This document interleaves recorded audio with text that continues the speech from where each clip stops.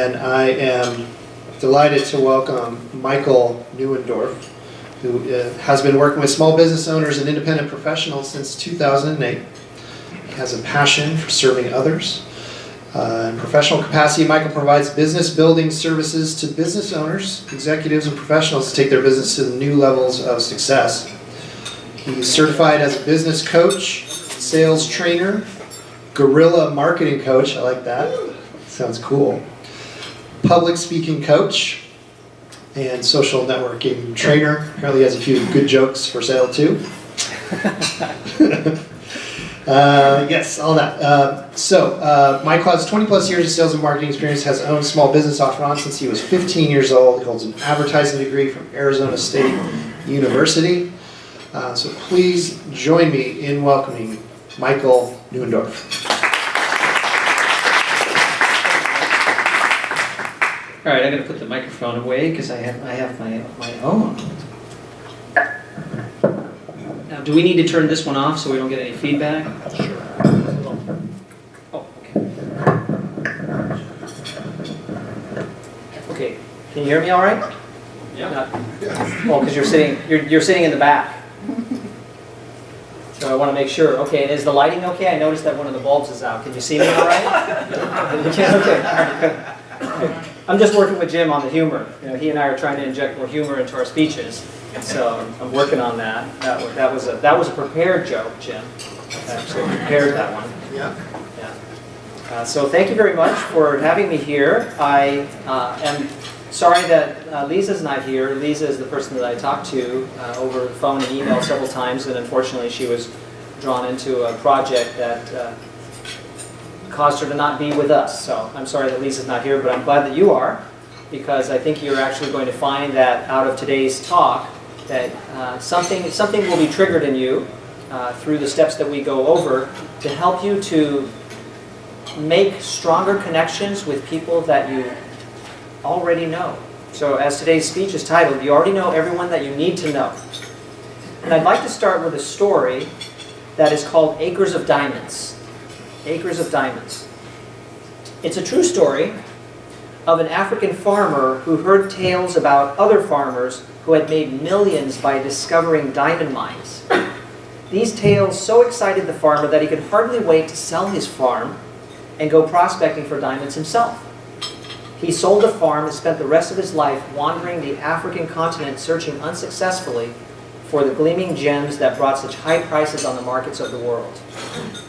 Finally worn out and in a fit of despondency, he threw himself into a river and drowned. Meanwhile, the man who had bought his farm happened to be crossing the small stream on the property one day, when suddenly there was a bright flash of red and blue light from the stream bottom. He bent down and picked up a stone. It was a good-sized stone, and admiring it, he brought it home and put it on his fireplace mantle as an interesting curiosity. Several weeks later, a visitor picked up the stone, looked closely at it, hefted it in his hand, and nearly fainted. He asked the farmer if he knew what he'd found. When the farmer said no, that he thought it was a piece of crystal, the visitor told him he had found one of the largest diamonds ever discovered. The farmer had trouble believing that. He told the man that his creek was full of such stones. Not all as large as the one on the mantle, but sprinkled generously throughout the creek bottom. The farm the first farmer had sold so that he might find a diamond mine turned out to be one of the most productive diamond mines on the entire African continent. The first farmer had owned free and clear acres of diamonds, but he had sold them for practically nothing in order to look for them elsewhere. The moral is clear. If the first farmer had only taken the time to study and prepare himself to learn what diamonds look like in their rough state, and to thoroughly explore the property he had before looking elsewhere, all of his wildest dreams would have come true. So that is the prelude to today's talk. And Julie, if you could, would you please lift the brochure that's in front of the projector? And we will get started. Thank you very much. My able assistant, Julie Foster, with Julie Foster Insurance Services. All right, so you already know everyone you need to know. But you may be wondering, Where are your diamonds? You'd like to find your own acres of diamonds. And where can we find them for you? Well, I believe that we can find them for you inside your network. Not your yard. Not your yard. I assume that you don't have a creek running through your yard, and so there are no gleaming red and blue stones at the stream bottom. But those diamonds are inside of your network. And I'm going to share with you today how, rather than going out and buying someone else's network, you can mine your own. So I promise you, in today's presentation, my 10-step network maximization plan. This term has not been patented or trademarked, so it is free. It is up for grabs. I'm still coming up with a better name for it. But it's a 10-step network maximization plan that I'll share with you in the second half of the presentation so that you can find your own acres of diamonds. But first, a little introduction on how our networks have transformed over the last few years. So this is what we used to have. How many of you still have this on your desk? Dave, you still have it. You still have it. Now, are you telling the truth or are you pulling my leg? No. You really do still have this? Yeah.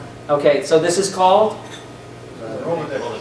a Rolodex. That's right. For those of you that have never had one of these on your desk, this is called a Rolodex. And this is what we used to have. When we would meet someone at an event like this, we would exchange cards. When we got back to our office, if we knew what we were doing, we would take the card and then we would find what letter it goes under by their last name. We would get a blank card, staple it to that blank card, and pop it into our Rolodex. And that way we could just thumb through our contacts and find that person. Who is that? Who is that guy? Who is that guy? You know, and you'd have to remember his last name because you didn't file it by first name. You didn't file it by company. There was only one way to find each of your contacts, and that was if you remembered their last name. So it wasn't the most efficient cataloging device, but it's what we had. When I first started at Oracle in 1998, what I had was something like a Rolodex. It was a card box. It was a smoky plastic box that had all the cards. Same thing, but it didn't roll. It didn't roll. It was just from front to back. So this is what we used to have, and this is what some of us still use. Dave probably has some power tips for you later during the networking section on how he's circumvented the limitations of the Rolodex. But we went from that to this. And this is a visualization of my Outlook address book. So those of you that use Outlook, you know that your address book can look something like this. You can make the little tiles larger or smaller, but it looks like this.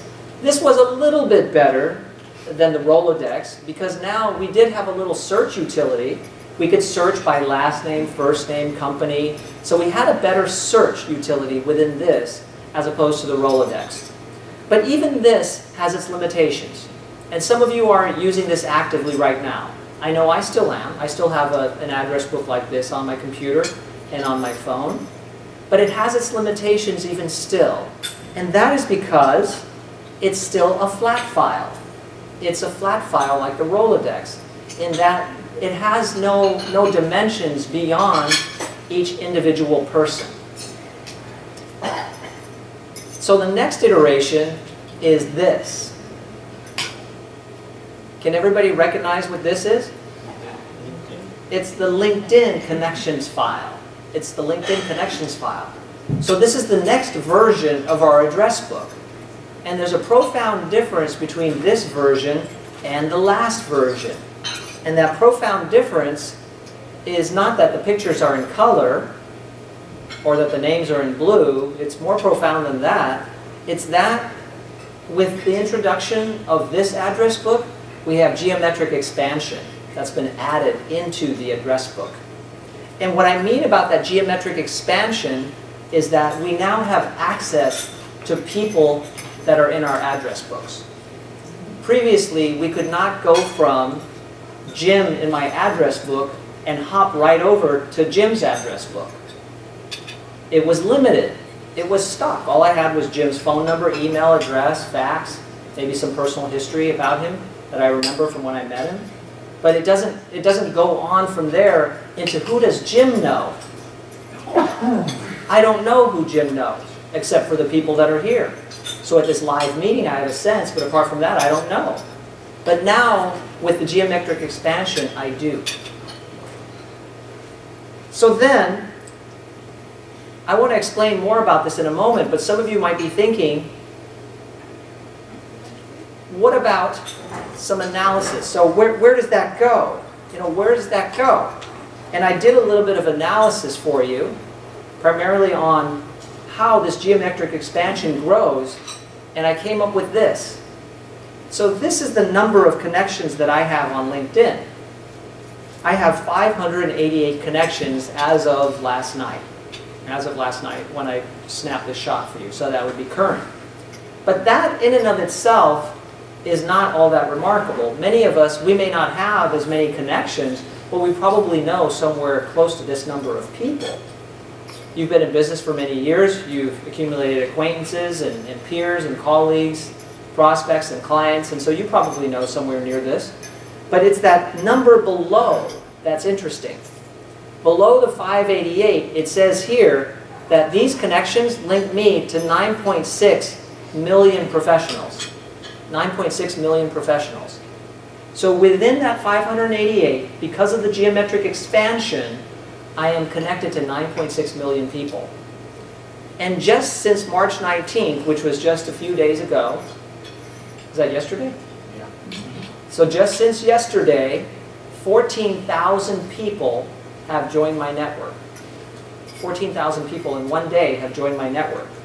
So this is why I say that you already know everyone you need to know. But let's prove it. Let's prove it. So let's do a little exercise to try and prove this. Now, we don't have as large an audience as I had expected in order to do this exercise. So with that in mind, we'll still give it a try and see what we can achieve together. So when you look at the next slide here, do you recognize these four people? Okay, who is this?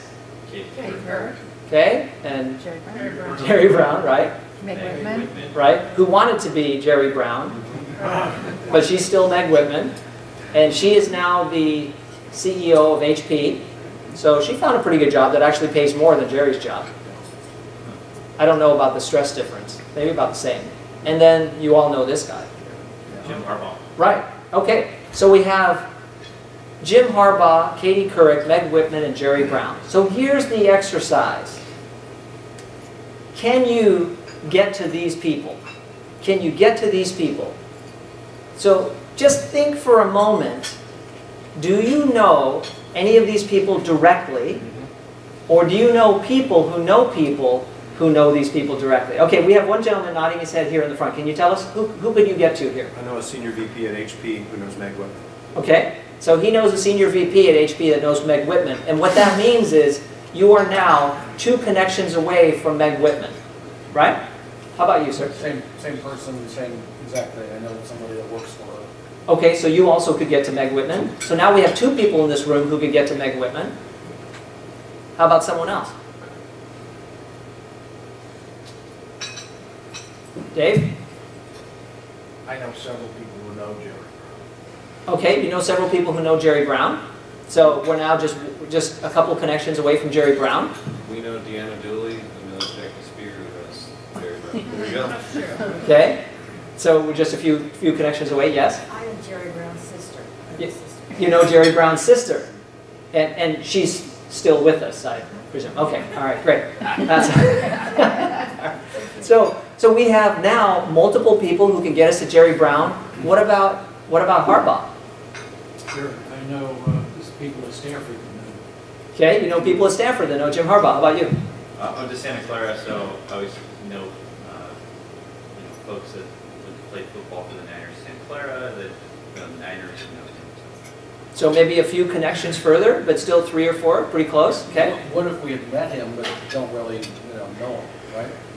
I probably wouldn't count it because if he doesn't remember you, then it's not really a connection, right? Yeah. If all we did was we were at a convention and we met Katie Couric and she signed a book, well, that's not really a connection.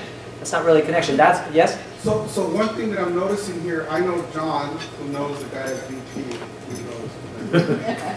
Yeah. Right? I mean, are you with me on this? Look. We don't even have a very large group. I told you on the last slide, we don't have as large a group as I anticipated, so this might be more difficult than it would normally be, and yet we've already gotten to 3 out of the 4. They are all in California. We have 3 California personalities and 1 that's a national personality. Can we get to Katie Couric? Yeah. We can? My sister-in-law works at NBC headquarters in New York, knows Brian Williams, who knows her. Whoa. All right. Everybody knows John. So we all want to connect with John.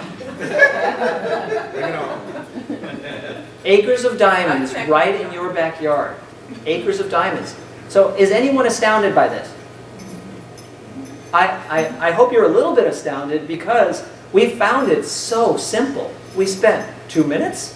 I think 5 years ago, probably. But, Yeah. you know, if you use LinkedIn, I mean, I get so many, I'm like, who's this? That they know somebody that I know. Exactly. So this is the geometric expansion in practice. In a simple practice exercise like this, we see the power of the geometric expansion. The Rolodex doesn't help us in that way. The Outlook address book doesn't help us in that way. But what I want you to know is this is not a LinkedIn presentation. Yes, we've talked about LinkedIn and the possibilities of LinkedIn, but I truly don't even care if you don't have a profile on LinkedIn. It's okay if you don't have a profile on LinkedIn. That's not what this presentation is about. LinkedIn is merely another tool to accelerate reaching your acres of diamonds. If you choose to use that tool, terrific. It might make it faster for you. If you don't, you can still achieve the same results. But what about meeting new people? You might say, well, but don't I still want to go out and network and new people and meet new people? Don't I want to add new people to my network? Well, yes and no. Let me tell you a little example. So a few years ago, I had a person come to me who wanted business expansion. She wanted to double her monthly revenue, and we'll call her Terry. So Terry said, I am going out, I'm meeting people regularly, I have lots of contacts, and yet I struggle to double my revenue. What can I do to double my revenue? Well, in talking with Terry, what I found out is that Terry goes out networking 3 to 5 times a week. 3 to 5 times a week. The problem with that is that Terry was meeting anywhere from 15 to 20 people a week. On average, she was meeting 3 or 4 people per networking event. That created a huge inflow of new contacts. And was she overwhelmed by that? She was a little overwhelmed by that because she was getting new contacts upon new contacts upon new contacts. So later in the presentation, I'll tell you what the solution was for Terry.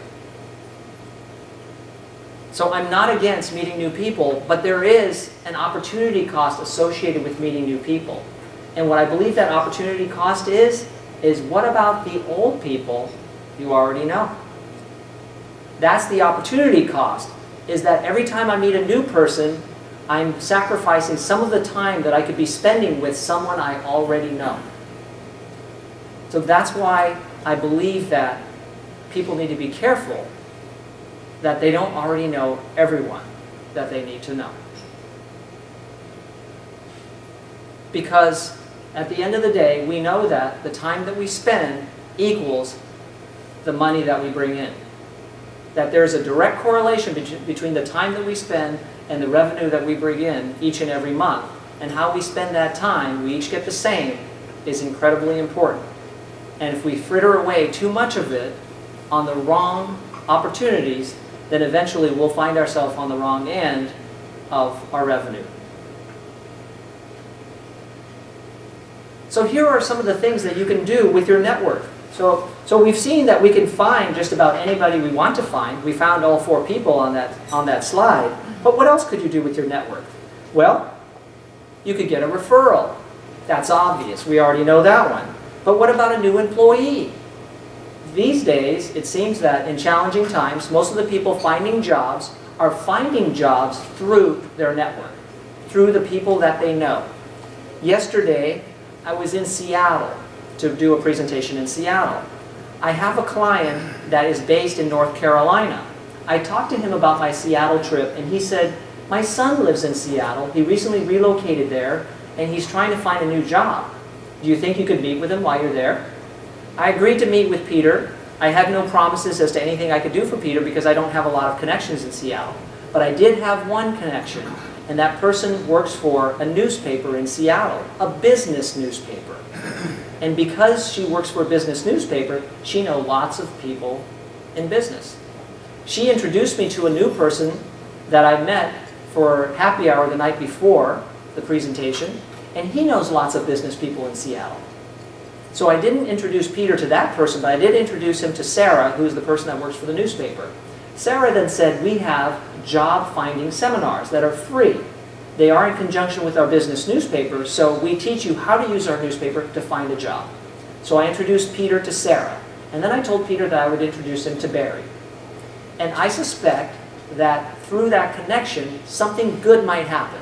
I don't know if it'll turn into a job or not, but it just might. And so that was the power of my network, to try and find someone a new job. A partner.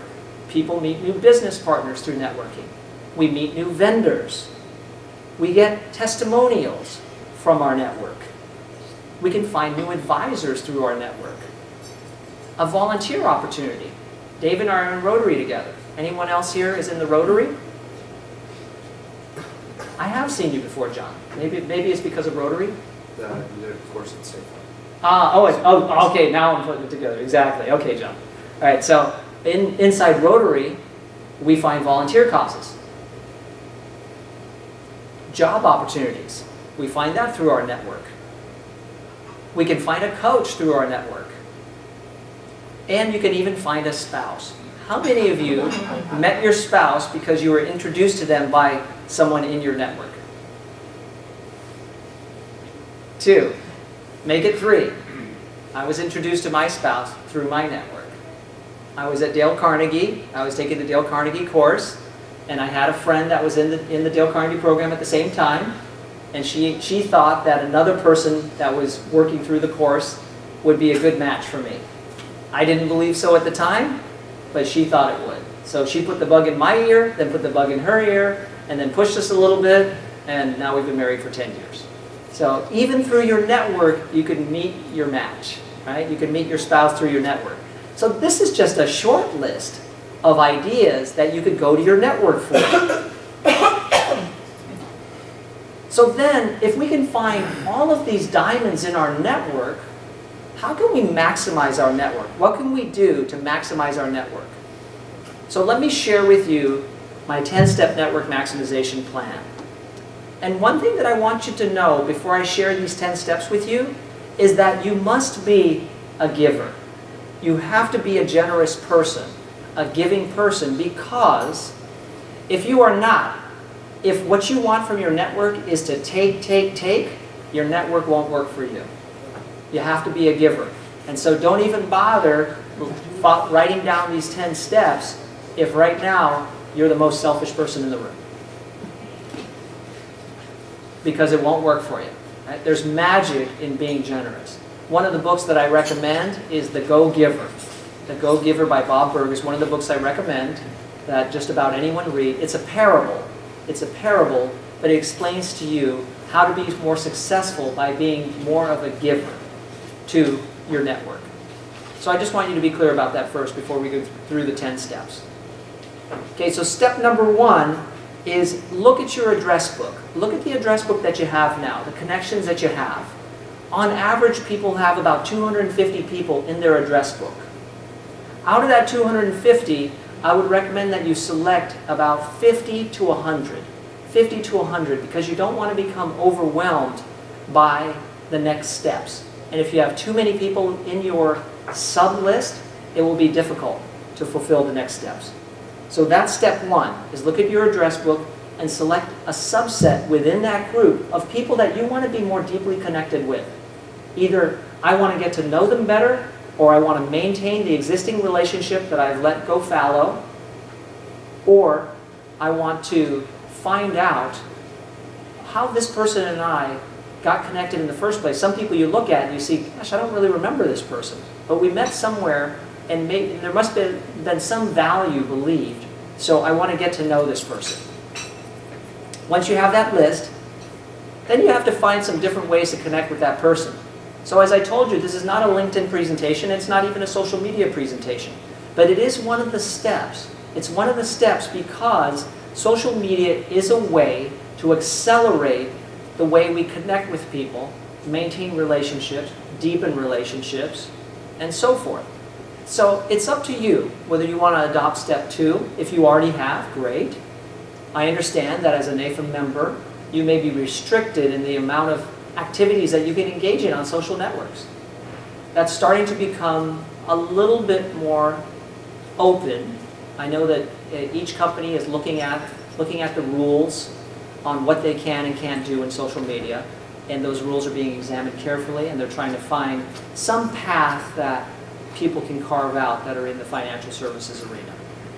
So it's up to you which of these networks you might use. The one in the upper right is Google+, now number 2 in the world with 400 million members. So Google+ is actually a rapidly growing social network. It's not getting as much attention as the others, but it is growing and there are more and more people there every day.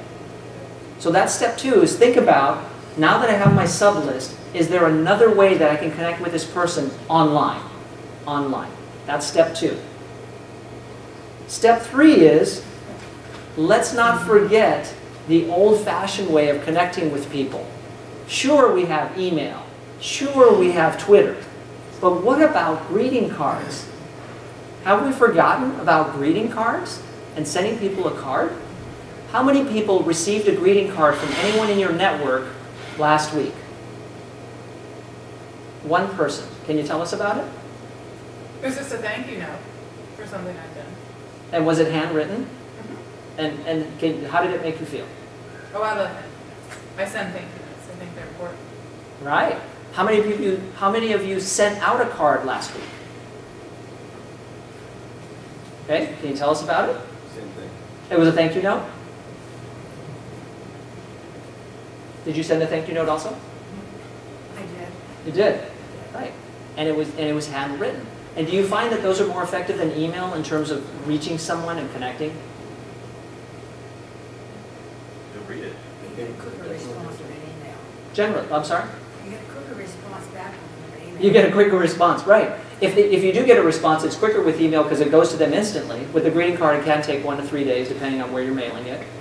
But generally, what I found in my experience is that a handwritten card has more of an impact in connecting with someone than an email. And it lasts. People generally don't print an email and display it somewhere in their office. You know, that's pretty rare. It's pretty rare to see a thank you note written on email pinned to someone's board. But a thank you card that was sent in the mail, people often display those for a period of time. And then they take it down because it seems funny after months go by. But I've seen people that have held on. I send New Year's cards more often than I send Christmas cards because I find that people get so many Christmas cards that it kind of gets lost in the mix.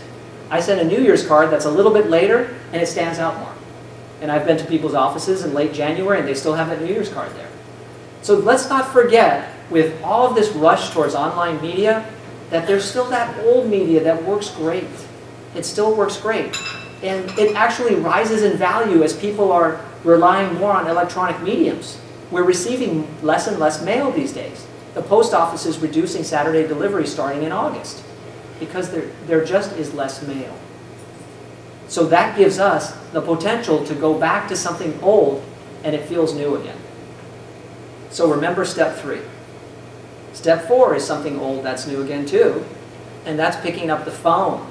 That's picking up the phone. I read an article just the other day that says that too many people are hesitant to pick up the phone. I shared an article on my LinkedIn, 10 reasons why you should pick up the phone. And they gave a variety of reasons. When you really need an answer right now. When it may be an emotionally charged topic that won't translate well on email, it could be misconstrued. When it's a sensitive topic that you don't want a paper trail around. Because you know all emails are archived. And so when you want to have a sensitive conversation that you want to be kept confidential, the phone still is great for that.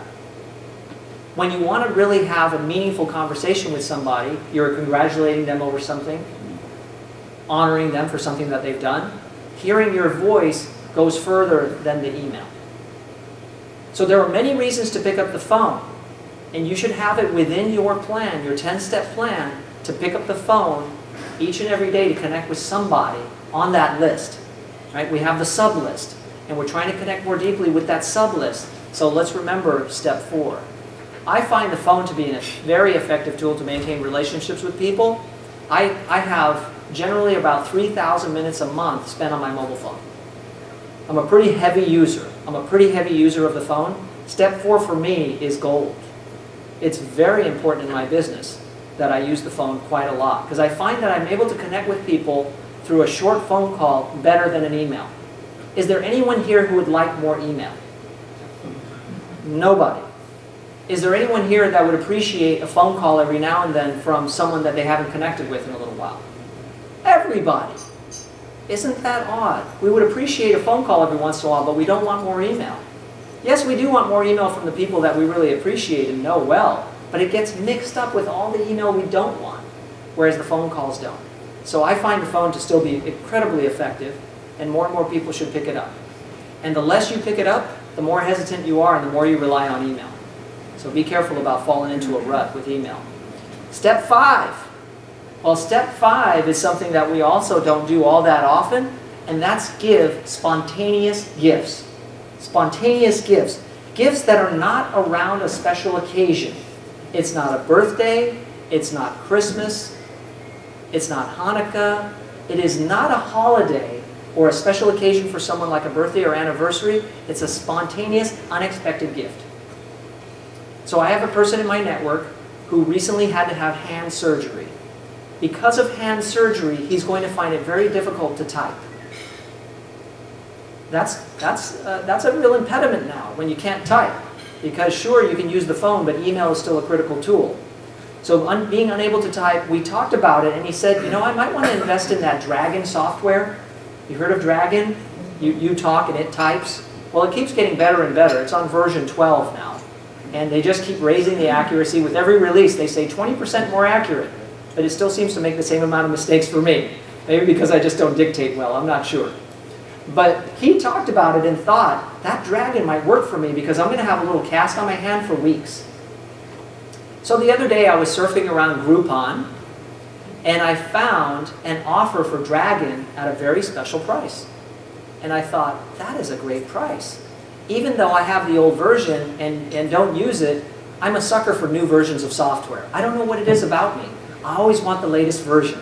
So I thought, you know what? Maybe this version being 20% more accurate, I'll use it 20% more. So I think I'll buy it. So I did buy it. But then I thought about my colleague with the hand. And I thought, I didn't buy it for me, I bought it for him. So I sent him an email, and in the subject line I said, did you buy Dragon yet? And I said, if you didn't buy Dragon yet, I'd like to give you the Dragon as a gift. He wrote me back and said, I haven't bought it yet, I appreciate you buying it, and I'd be happy to compensate you for it. And I said, absolutely not, it was a gift. Because I know what you're going to be going through for the next few weeks, and I think that this is going to be really valuable for you. He then didn't resist anymore, and he said, I really appreciate it, I'll accept. Because he knew that it probably would be valuable for him. I believe that that gift may make a lasting impact on him over the 4 weeks that he has the immobility of his hand. And so that's an example of a spontaneous gift. Remember that we have to be a giver. And this is an example of that. I bought it for myself, but then when I thought through it, I thought rather than keep it for myself, I should give it to someone else. I should give it to someone else that would benefit more. So spontaneous gifts work really great. They're just one step in the Network Maximization Plan. I don't want you to go broke doing it. Small gifts are well received too. Just a little $10 Starbucks card. Yes, Dave? I've been trained like this for the last 30 years since I've been married. My wife expects and wants spontaneous gifts and reminds me and has subsequently taught my daughters who are trying to teach their boyfriends. Yeah. So we laugh about this, but some of you, have you ever heard of the 5 love languages? In the 5 love languages, what you'll find is that for some people, physical gifts are one of their love languages. It's what shows them that you love them. For other people, it's doing your chores around the house. When you do things around the house, that shows your spouse that you love them. The other one is physical touch. Other one is words of encouragement. So you've found one love language for your wife. She likes spontaneous gifts. And that makes her happy.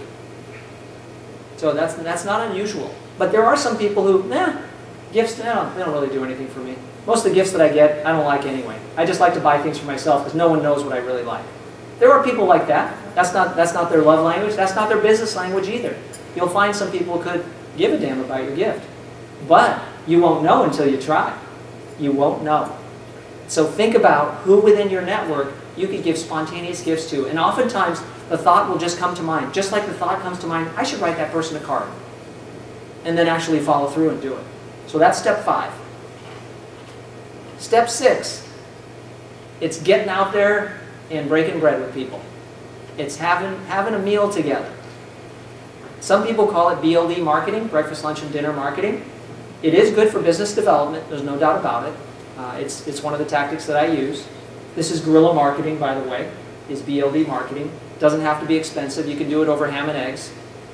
You just treat someone to breakfast.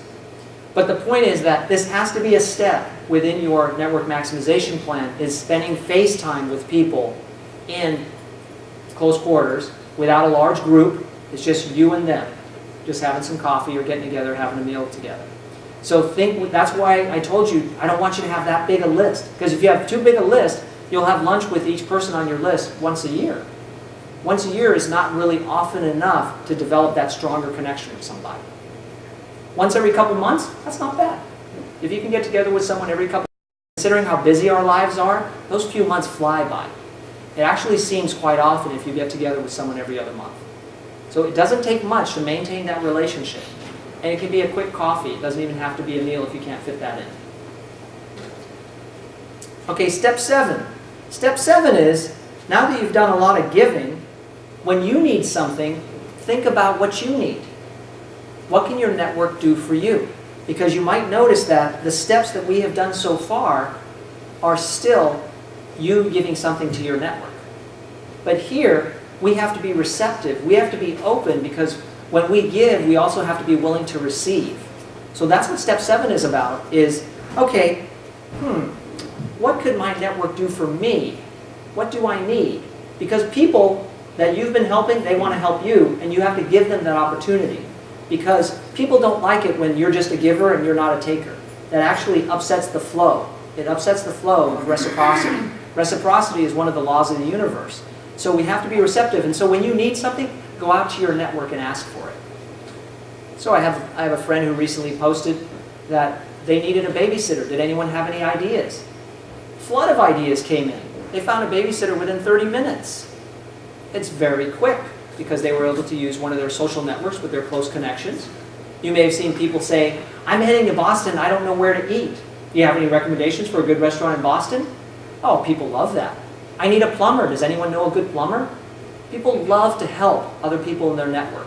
So this is also, in an interesting way, a way of solidifying connections with the people in your network, allowing them to give to you. Let them give to you. Step 8. Step 8 is for people that are in business. And what this is talking about is focusing on the people that you are doing business with, or people that you've done business with, as your main focus. Oftentimes we're looking for new prospects. We're always searching for new prospects. And I understand that that's important. That is important in business, that we have new business flowing in. But not at the expense of old business flowing out. We should be careful that we're not upsetting the ratio of the amount of time that we need to spend with existing business to maintain that relationship, and the referral flow, and the good feelings, that they're not being neglected because we're always hunting for new business. And every time I speak to an audience, there are always some people that are spending too much time hunting for new business, and then they're sore when they lose a client to someone else. And they blame that client. They don't blame themselves for not having spent enough time with that person. So I told you about Terry earlier in the presentation, about how Terry was networking quite a lot and getting 3 to 4 new contacts 3 to 4 times a week. Well, what we discovered with Terry is if she cut her networking down to maybe 2 times a week instead of 4 times a week, that she could double the time spent with the people that she actually knows. That she could take that opportunity cost and move it right to the people that she's already done business with, or people that she did business with in the past who now might like to come back if they were only invited to do so. When is the last time that you invited an ex-customer to come back? It does happen, you know. people do come back and do business with people they did in the past. Just because they left you for one reason or another doesn't mean they won't do business with you again. So what Terry found is by reducing the inflow of new contacts and increasing connection with existing contacts, she met her revenue goal. And she actually had more peace of mind because it was really starting to weigh on her that she was getting so much inflow of new people she couldn't keep up. And that was taxing her energy. It was taxing her energy and stressing her out. So it reduced her stress level. It reduced the time that she was going out. So she spent more time at home with the person that mattered to her the most. And she was increasing her business at the same time. So this is a guerrilla marketing principle to focus on your existing network. Yesterday, while I was on the plane coming back from Seattle, I was reading a letter that I get in the mail, which is called the No BS Marketing Letter. And any of you familiar with Dan Kennedy? Well, Dan Kennedy has written a series of books called No BS Marketing Guides. And he sends out a letter every month that's the No BS Marketing Letter. And one of the stories on here, and you know, some of you may feel there are no coincidences. Well, I'm one of those people. I believe there are no coincidences. Article number 2, big lesson of the month. Stop ignoring the acres of diamonds in your own backyard. And I was just reading this yesterday. And I thought, okay, I have to make sure this is in my bag so when I go to the NAIFA presentation, I can use this as part of my presentation. There are no coincidences. So No BS Marketing, he's been in marketing for 30 years. He recommends focusing on people in your network. Guerrilla Marketing, which was written by J. Conrad Levinson, he recommends focusing most of your energy on people that are already within your customer network. I don't think that's a coincidence. So step 9. Step 9 is repeat. Repeat, repeat, repeat. There are no more steps. There's step 10, but there are no more steps after this. It's not complicated. It's not complicated. It's not something that you can't remember. It's not something that you can't do. But it is something that works. It is something that works because in the age that we're in, where attention spans are going down because information is going up, to focus our attention on a limited group of people really enables us to deepen relationships with that limited group of people. And you will find that the people who are distracted and diffused, their energy is being spread out, those are the people that will be less successful than those of you that focus your energy on specific people that can do things for you and you can do things for them. So step 9 is to repeat through those steps. Keep doing those steps. Add your own. If you have tactics of your own that deepen relationships, I understand this may not be an exhaustive list. You can add some steps of your own and add those to the mix. And then step 10, what you might find is when all this comes into play, then it's time to reap the harvest. Because you will find that your business will start to go up. Just like Terry actually hit her revenue goal by starting to focus more on the people that were in her existing network and started being more of a giver to the people she already knew and practicing some of these steps. And so be prepared to reap the harvest if you do these things. Because you will start to discover that within your own yard are acres of diamonds. Thank you very much.